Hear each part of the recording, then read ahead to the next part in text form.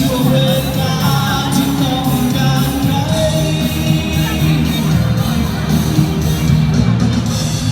เธอมีใจก็บอกกันสักหน่อยอยากให้ฉันคอยเธอ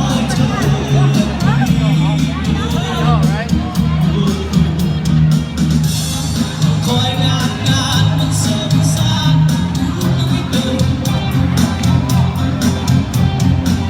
วันละเดียวเธอจะเชื่อฉันจะตามไปเมื่อเข้าไปบอกว่ารักเธอเวลาที่เจอที่เธอส่งมาการลงสดใสขึ้นทันตาในช่วงเวลาที่ต้องการใครหัวใจสักคนฉันไม่รู้ว่า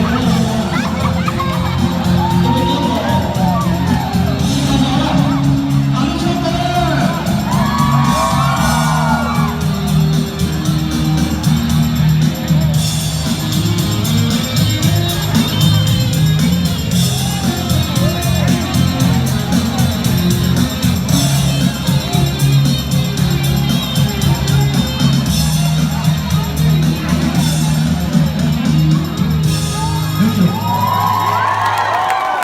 โอเคขอบคุณ